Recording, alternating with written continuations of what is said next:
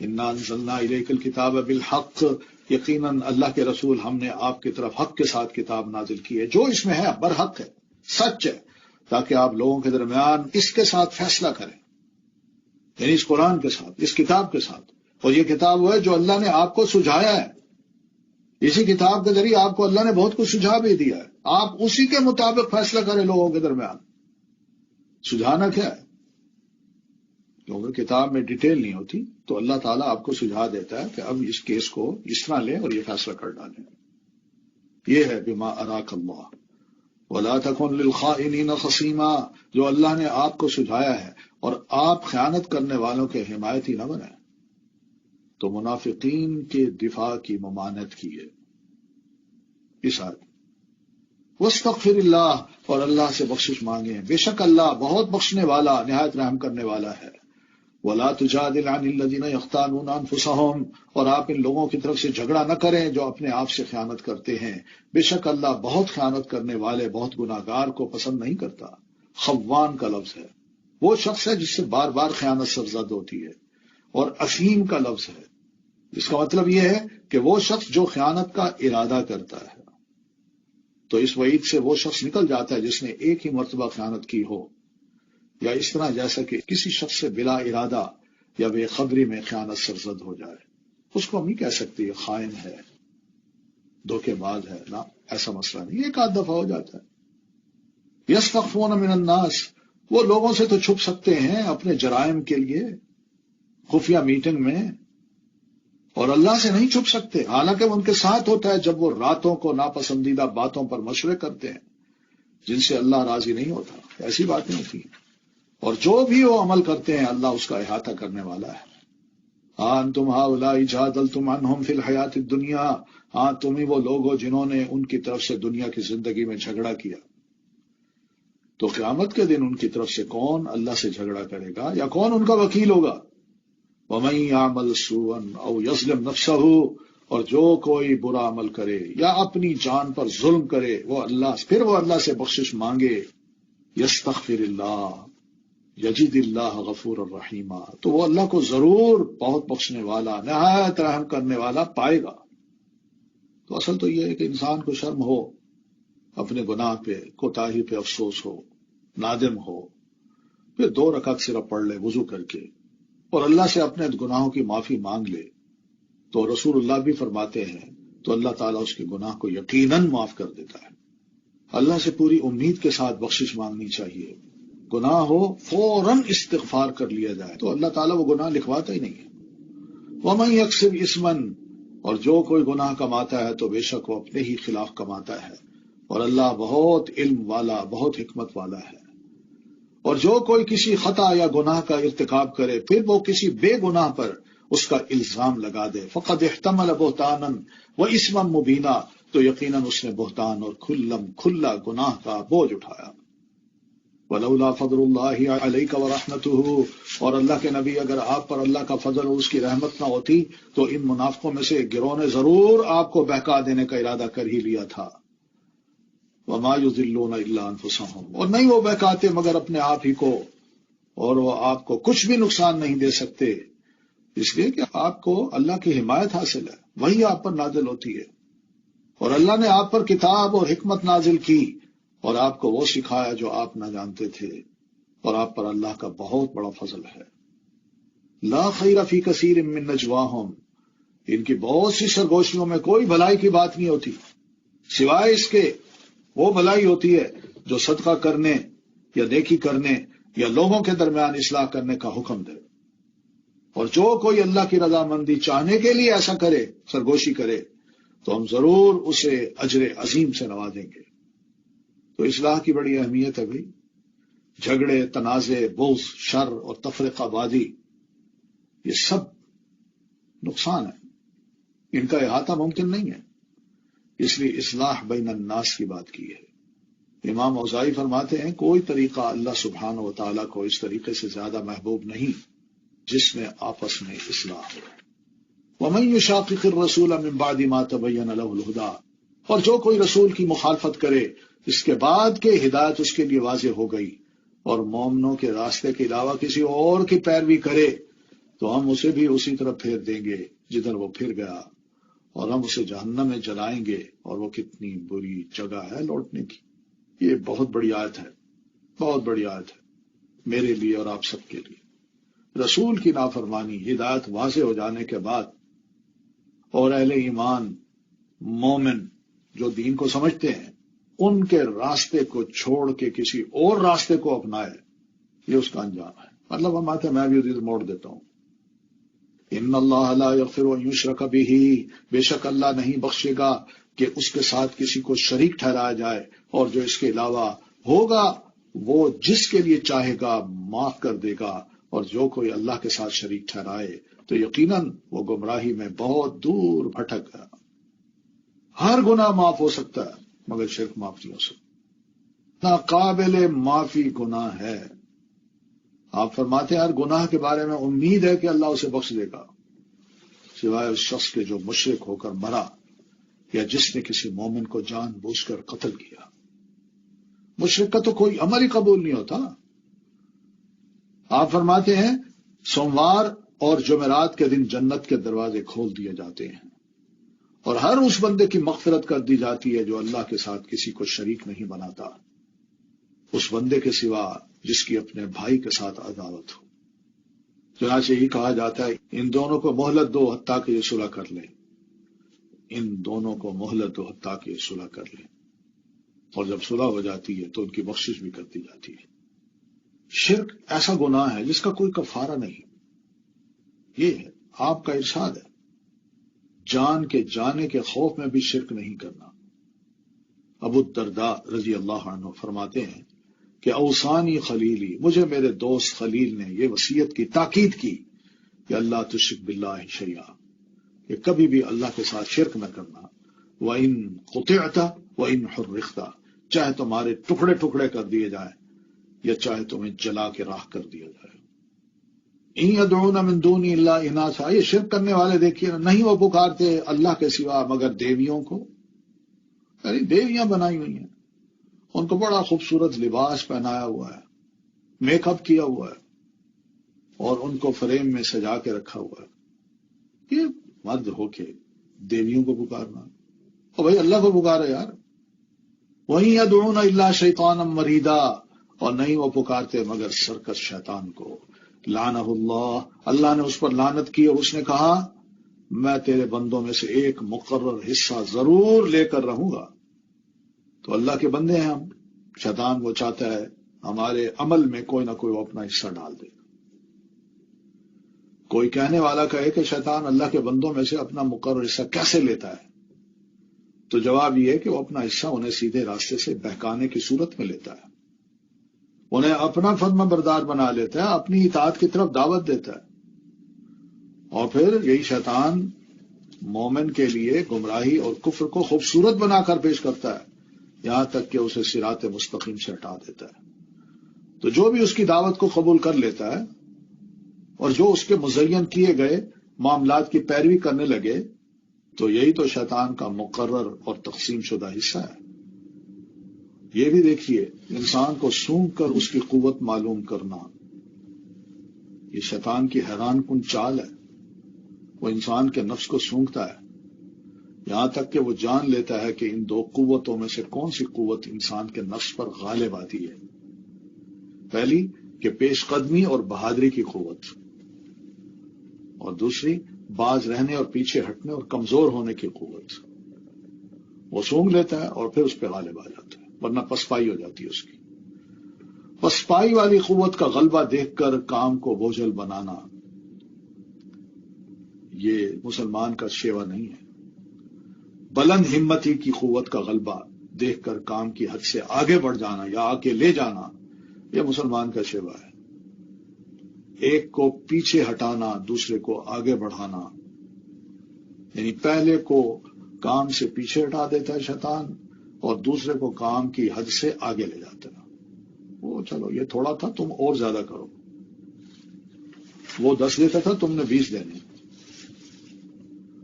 کوتاہی یا غلو کی طرف لے جانا، شیطان کے 2 قسم کے وسوسے ہیں، یا تو وہ اس میں کوتاہی کا وسوسہ ڈالتا ہے بندے میں، یا وہ اس میں حد سے تجاوز کرنے کی طرف یا غلو کی طرف لے جاتا ہے. اسے یہ پرواہ نہیں ہے کہ وہ کس وسوسہ میں کامیاب ہوتا ہے. دیکھیے وہ کیا کہہ رہا ہے، وَلَا أُضِلَّنَّهُمْ وَلَا أُمَنِّيَنَّهُمْ، اللہ میں قسم کھا کے کہتا ہوں کہ ضرور میں انہیں بھٹکاؤں گا، اور میں ضرور انہیں امیدیں دلاؤں گا، اور میں ضرور انہیں حکم دوں گا. پھر وہ ضرور مویشیوں کے کان کاٹیں گے، اور میں ضرور انہیں حکم دوں گا تو وہ ضرور اللہ کی تخلیق کو بدل ڈالیں گے. اور جو کوئی اللہ کو چھوڑ کر شیطان کو دوست بنائے تو یقیناً اس نے کھلم کھلا نقصان اٹھایا. یہ امنی انہم کیا ہے مانا؟ خواہشات کا ارتکاب. امنی انہم یہ ہے کہ نہ کوئی جنت ہے، نہ دوزخ، اور نہ ہی کوئی قیامت ہے. یہی مانا کیا علماء نے. اور امنی انہم کا ایک مطلب یہ بھی کیا ہے کہ ان کو آخرت کا علم ہے، لیکن اس کے باوجود وہ نافرمانیوں کا ارتکاب کرتے ہیں. اور کر لو، کوئی بات نہیں، اللہ معاف کر دے گا ہمیں. تو شیطان باطل کو کس طرح مزین کرتا ہے؟ دھوکہ دے کر، چالیں چل کر، باطل کو خلط ملط کر کے، یا ایسی چیز ظاہر کر کے جس کی کوئی حقیقت نہ ہو، یا جس چیز کی بری حقیقت ہو اسے بہت بارونق اور افضل بنا کر انسان کے لیے پیش کرتا ہے. یہ اس کی مارکیٹنگ ہے. باطل چیزیں نفس کو بہت لذیذ لگتی ہیں، اور انسان کی طبیعت اس کی بہت خواہش رکھنے والی ہوتی ہے. پھر یہ ہے کہ شیطان کا خواہشات کے ذریعے بھی مسلمان پر حملہ ہوتا ہے. جب اللہ تعالیٰ نے آدم علیہ السلام کو ڈھانچہ بنایا تو اسے یوں ہی پڑا ہوا چھوڑ دیا، تو ابلیس اس کے ارد گرد گھوم کر اسے دیکھنے لگا. جب اس نے دیکھا کہ یہ اندر سے کھوکھلا ہے تو کہا میں اس کے مقابلے میں کامیاب ہو جاؤں گا، کیونکہ یہ ایک ایسی مخلوق ہے جو اپنی خواہشات پر قابو نہیں پا سکے گی. ہاں، حقیر سمجھے جانے والے اعمال کے راستے سے آنا یہ شیطان کا کام ہوتا ہے. آپ نے حجۃ الوداع کے موقع پر لوگوں کو جو خطبہ دیا اور فرمایا، شیطان اس بات سے نا امید ہو گیا ہے کہ تمہاری اس زمین میں اس کی پرستش کی جائے، لیکن وہ اس بات سے راضی ہو گیا کہ اس کے علاوہ اس کے ان اعمال میں اطاعت کی جائے گی جن کو تم حقیر سمجھتے ہو. بس تم بچو، شیطان سے بچو، انہیں حقیر نہ سمجھو. نیک اعمال یعدہم ویمنیہم، وہ ان سے وعدہ کرتا ہے اور انہیں امیدیں دلاتا ہے، اور نہیں وعدہ کرتا ان سے شیطان مگر دھوکے کا. تو مسلمان کو حقیقت پسند ہونا چاہیے، خام خواہ اپنا وقت ضائع نہ کرے. اپنے افکار اور اپنے اقوال، یہاں تک کہ تمناؤں میں بھی وہ مسلمان کو حقیقت پسند ہونا چاہیے. اولئک مأواہم جہنم، یہی لوگ ہیں جن کا ٹھکانہ جہنم ہے، اور وہ اس سے کوئی جائے پناہ نہ پائیں گے. والذین آمنوا وعملوا الصالحات، اور جو لوگ مان لیں ایسی باتوں کو اور نیک عمل کریں، ہم ضرور ان کو ایسے باغوں میں داخل کریں گے جن کے نیچے نہریں بہتی ہیں، جن میں وہ ہمیشہ رہیں گے، ہمیشہ ہمیشہ. اللہ کا وعدہ سچا ہے، اور اللہ سے بڑھ کر کون زیادہ سچا ہے قول و قرار میں. دنیا میں بڑے وعدے کیے جاتے ہیں، جی آپ کو ہم یہ دے دیں گے، یہ دے دیں گے، اور دوسرے دن وہ کرسی پہ نہیں ہوتے. مگر اللہ تعالیٰ اپنے وعدے کو بھی پورا کرتا ہے، پوری اتھارٹی رکھتا ہے. لیس بامانیکم، نہ تمہاری آرزوؤں پر منحصر ہے مسلمانوں، اور نہ ہی جنت اہل کتاب کی آرزوؤں پر منحصر ہے یا آخرت کی کامیابی. من یعمل سوءا یجز بہ، جو کوئی برا عمل کرے گا اس کا بدلہ دیا جائے گا. سیدھی سی بات ہے، چاہے مسلمان ہے یا غیر مسلم، سب کو اللہ تعالیٰ نے برابر کر دیا، اور وہ اپنے لیے اللہ کے سوا کوئی دوست اور مددگار نہیں پائے گا. ہاں، وَمَن يَعْمَلْ مِنَ الصَّالِحَاتِ، اور جو کوئی نیک عمل کرے، خواہ وہ مرد ہو یا عورت، بشرطے کہ وہ مومن ہو. یہ شرط ہے، کیونکہ نیک عمل دوسرے بھی کرتے ہیں. یہاں ایمان اللہ کی ذات، میں نے ریوارڈ اللہ سے لینا ہے. فَأُولَئِكَ يَدْخُلُونَ الْجَنَّةَ، تو یہی لوگ جنت میں داخل ہوں گے، اور وہ کھجور کی گٹھلی میں سوراخ برابر بھی ظلم نہ کیے جائیں گے. وَمَنْ أَحْسَنُ دِينًا، اور اس سے بڑھ کر دین میں کون اچھا ہوگا جس نے اپنا چہرہ اللہ کے سپرد کر دیا، جبکہ وہ نیکوکار بھی ہے، اور اس نے ملت ابراہیمی کی پیروی کی جو یکسو تھے، اور بنا لیا اللہ نے ابراہیم کو خاص دوست. ابراہیم علیہ السلام کی اطاعت کی ترغیب دی ہے. کیوں؟ وہ ایسے امام ہیں جو پیروی کے لائق ہیں. وہ اس انتہا کو پہنچ گئے جس کے ذریعے بندے اللہ کا قرب حاصل کرتے ہیں. آپ دوستی کے مرتبہ پر پہنچے جو کہ محبت کا سب سے اعلیٰ مقام ہے. یعنی اللہ فرماتے ہیں میں نے ابراہیم کو دوست بنایا ہے، یعنی کہ ابراہیم نے اللہ کو دوست بنایا. یہ تو دعوے ہوتے ہیں نا، مگر اللہ نے ابراہیم علیہ السلام کو دوست بنایا، اور یہ اس وجہ سے کہ وہ اپنے رب کی بہت زیادہ اطاعت کرنے والے تھے۔ اپنا آپ اللہ کے سپرد کر دینا یہ بھی بہت بڑی محبت ہے۔ آپ فرماتے ہیں تم اپنا دل اللہ تعالیٰ کے سپرد کر دو، اور یہ کہ تم اپنے چہرے کا رخ اللہ تعالیٰ کی طرف کر دو، یہ اسلام ہے۔ وَلِلَّهِ مَا فِي السَّمَاوَاتِ وَمَا فِي الْأَرْضِ، اور اللہ ہی کے لیے جو کچھ آسمانوں میں اور جو کچھ زمین میں ہے، اور اللہ ہر چیز کا خوب احاطہ کرنے والا ہے، اسی کی اتھارٹی ہے بھائی، وہ سب کچھ کر سکتا ہے، اس لیے تو یہ کام بتا رہا ہے۔ وَيَسْتَفْتُونَكَ فِي النِّسَاءِ، اور وہ عورتوں کے بارے میں آپ سے فتویٰ مانگتے ہیں، کہہ دیجئے اللہ ان کے بارے میں تمہیں فتویٰ دیتا ہے۔ دیکھ لیجئے، فتویٰ دینا بہت بڑا منصب ہے، اللہ اپنے آپ کو مفتی کہتا ہے، اور یہ فتویٰ جو ہے یہ بہت بڑا علم چاہتا ہے، بڑا لمبا تجربہ چاہتا ہے۔ ماضی میں دیکھیں بڑے بڑے صحاباؤں وہ ایسے فتوے نہیں دیا کرتے تھے، علماؤں فقہاؤں 40 سال علم پڑھاتے پڑھتے جانتے سیکھتے، کبھی انہوں نے جرت نہیں کی کہ ہم فتوے دیں۔ بہت علم پختہ ہو جاتا، پھر جا کے کہیں کوئی ان کے سوال کرتا تو جواب دیتے تھے، ورنہ نہیں دیتے تھے۔ یہ بہت بڑا اعزاز ہے، اور فتویٰ کا مطلب یہ نہیں ہوتا، بلکہ یہ ہوتا ہے کہ جو بات کی جائے قرآن مجید کی آیت یا اللہ کے رسول صلی اللہ علیہ وسلم کی سنت، کوئی دلیل، یا ماضی کے جتنے بھی ہمارے اسلاف گزرے ہیں، جن میں صحابہ ہیں، تابعین ہیں، تبع تابعین ہیں، فقہاء ہیں، محدثین ہیں، علماء ہیں، ان میں سے کسی نے اس قسم کا کوئی فتویٰ دیا ہو تو پھر تو فتویٰ دینے کی ضرورت ہی نہیں ہے۔ جب وہ چیز موجود ہے بس اس کو نقل کر دیا جائے، کہہ دیا جائے کہ یہ قرآن مجید میں یہ لکھا ہے، حدیث رسول میں یہ لکھا ہے، یہ کوئی فتویٰ نہیں ہوتا۔ فتویٰ ہوتا ہے کوئی نیا ایشو ہو، نئے مسائل ہوں، اور ان نئے مسائل کا حل نہ قرآن مجید کی بظاہر آیتوں میں پتہ چلتا ہے، نہ حدیث رسول میں، اور نہ ماضی کی کسی تاریخ میں، علماء کی تاریخ میں کچھ پتہ نہیں چلتا۔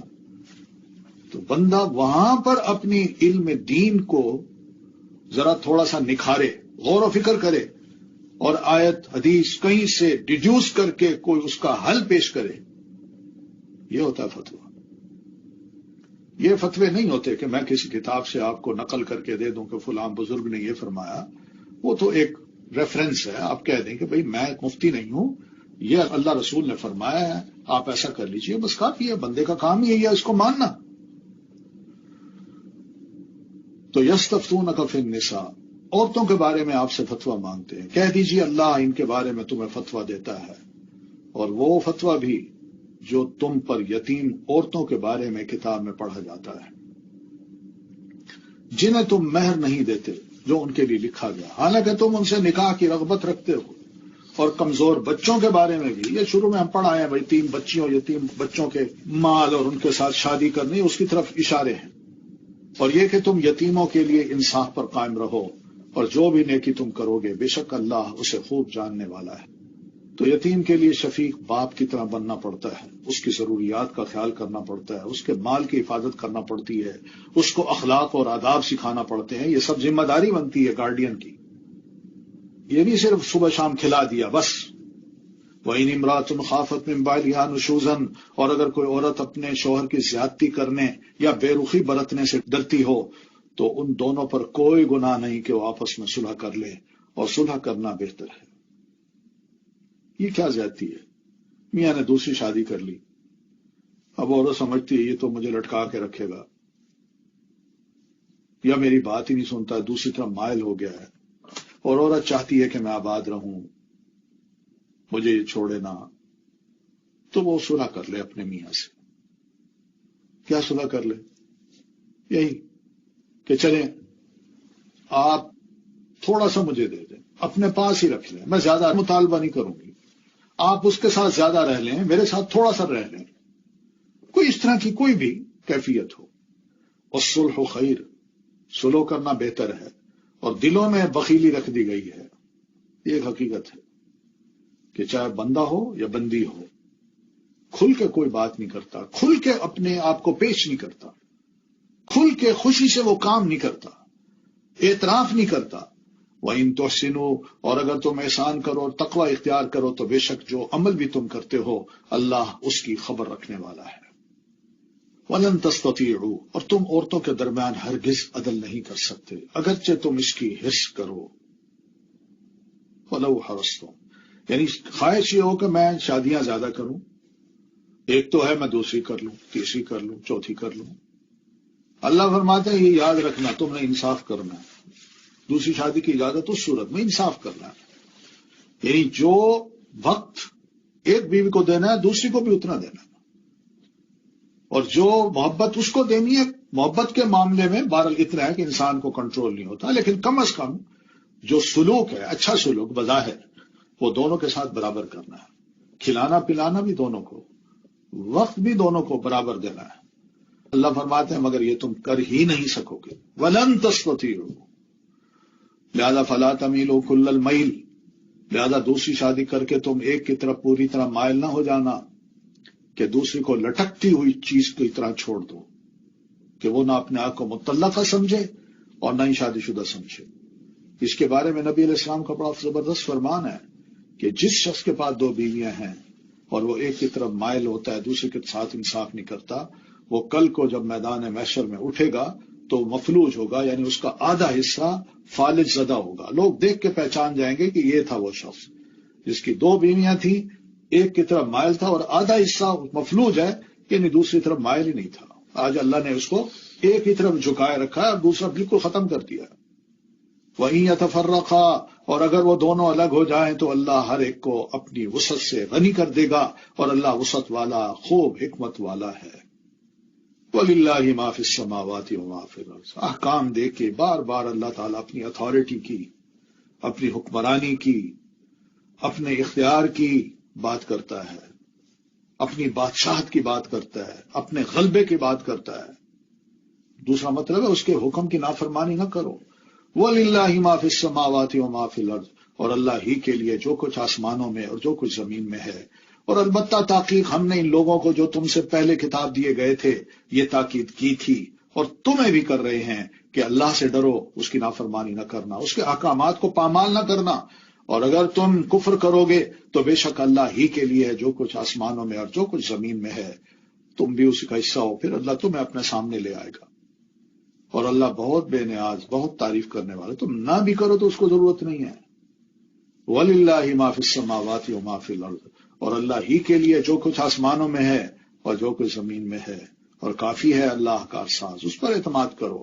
إِن يَشَأْ يُذْهِبْكُمْ، اگر وہ چاہے تو تم سب کو لے جائے، تمہیں ختم کر دے، وَيَأْتِ بِآخَرِينَ، اور تمہاری جگہ کسی اور کو دے آئے جو اللہ کے فرما بردار ہوں۔ وَكَانَ اللَّهُ عَلَى ذَلِكَ قَدِيرًا، یاد رکھنا اللہ اس پر بھی بہت قدرت رکھنے والا ہے۔ من کان یرید ثواب الدنیا، جو کوئی دنیا کا ثواب چاہتا ہے، یعنی کام کرتا ہے دنیا کے لیے کرتا ہے، یہی مجھے اجر چاہیے، تو بندے اتنا یاد رکھیں اللہ کے پاس دنیا اور آخرت دونوں کا ثواب ہے، تو آخرت کے لیے بھی کر لو، اپنی نیت کو درست کر لو، جو اللہ کہتا ہے ویسے ہی کر لو، کرنا تو وہی ہے لیکن اللہ کے حکم کے مطابق کر لو، مان لو۔ وَكَانَ اللَّهُ سَمِيعًا بَصِيرًا، اور اللہ خوب سننے والا خوب دیکھنے والا ہے۔ یا ایھا الذین آمنوا، اے لوگوں جو ایمان لائے ہو، انصاف پر قائم رہنے والے ہو جاؤ، اللہ کے لیے گواہی دینے والے بن جاؤ۔ یہ ہے وہ بات، معاشرے کو ٹھیک رکھنا ہے، انصاف چاہتے ہو، کسی کے ساتھ کوئی زیادتی نہ ہو، اور تم بھی چاہتے ہو کہ میرے ساتھ بھی کوئی زیادتی نہ ہو، تو یہ کام کرو کہ انصاف پر قائم رہنے والے بن جاؤ، اللہ کے لیے گواہی دینے والے بن جاؤ، اگرچہ وہ تمہارے اپنے ہی خلاف کیوں نہ ہو، یا والدین اور قرابت داروں کے خلاف کیوں نہ ہو۔ اگر وہ غنی ہوں گے یا فقیر تو اللہ ان دونوں کا زیادہ خیر خواہ ہے بنسبت تمہارے کہ تم غلط گواہی دو۔ بس تم خواہشات کی پیروی نہ کرنا کہ تم عدل نہ کرو، ججوں کو بھی کہا ہے، اور اگر تم زبان موڑ دو گے یعنی فیصلے کے دوران یا گواہی دیتے وقت، یا تم اعراض کرو گے، تو بے شک جو بھی تم عمل کرتے ہو اللہ اس کی خوب خبر رکھنے والا ہے۔ یا ایھا الذین آمنوا، اے لوگو جو ایمان لائے ہو، آمنوا باللہ ورسولہ، ایمان لاؤ اللہ اور اس کے رسول پر، اور اس کتاب پر جو اس نے اپنے رسول پر نازل کی ہے، یعنی قرآن مجید، اور وہ کتاب جو اس نے اس سے پہلے نازل کی، تورات، انجیل اور صحیفے، ان کو مانو، اور جو کوئی انکار کرے گا اللہ کا اور اس کے فرشتوں کا اور اس کو کتابوں کا اور اس کے رسولوں کا اور آخرت کے دن کا، پس تحقیق وہ بھٹک گیا، بہت دور کا بھٹک جانا۔ ان میں سے کسی ایک چیز کا انکار سب کا انکار ہے۔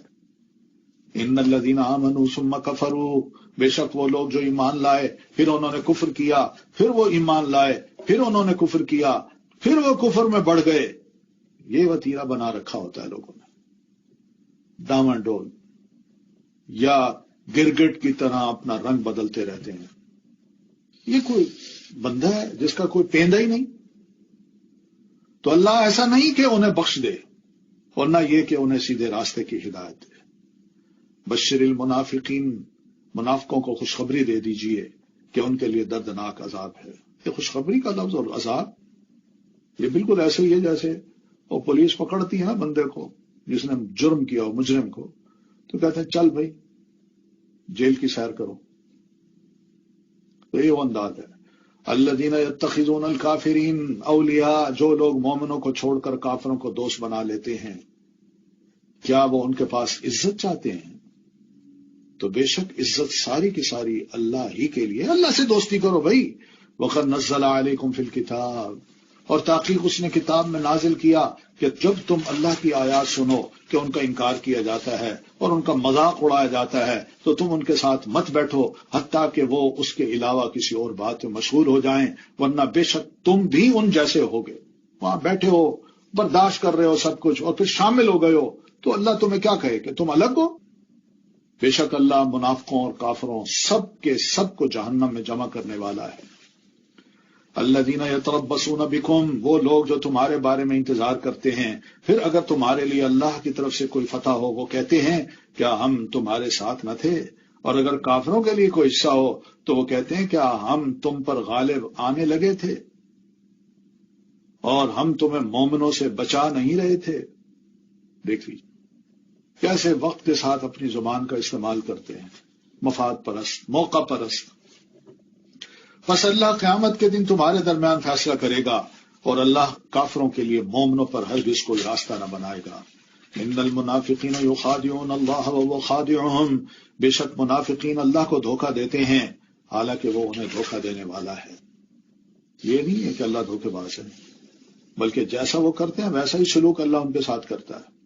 وَإِذَا قَامُوا إِلَى الصَّلَاةِ، اور جب وہ نماز کے لیے کھڑے ہوتے ہیں تو انتہائی سستی سے کھڑے ہوتے ہیں، لوگوں کو دکھاوا کرتے ہیں اور نماز میں اللہ کو بہت تھوڑا یاد کرتے ہیں۔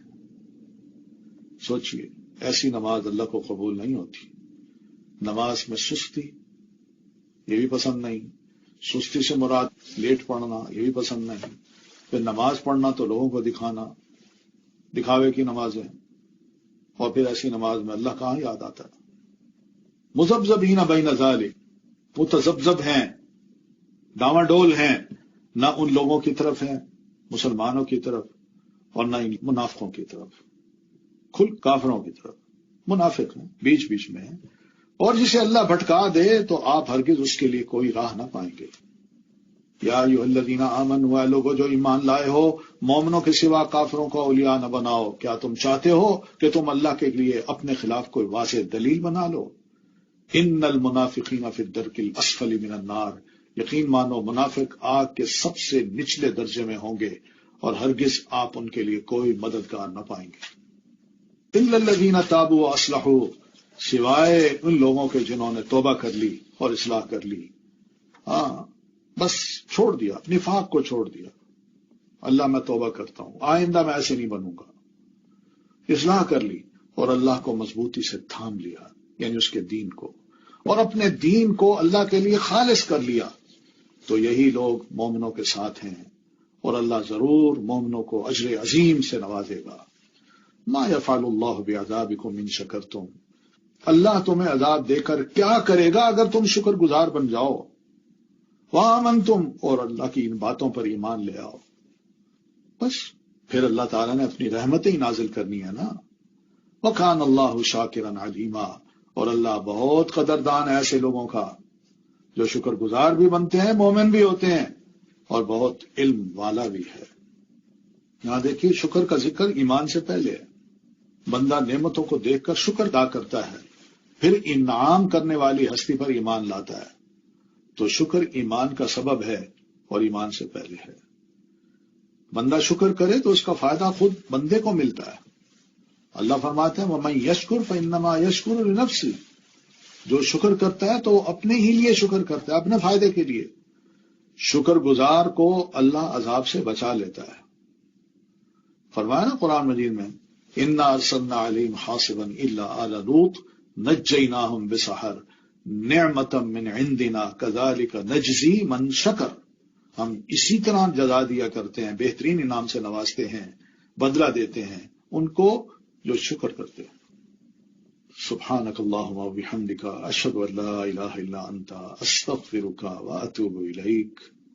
السلام علیکم ورحمۃ اللہ وبرکاتہ۔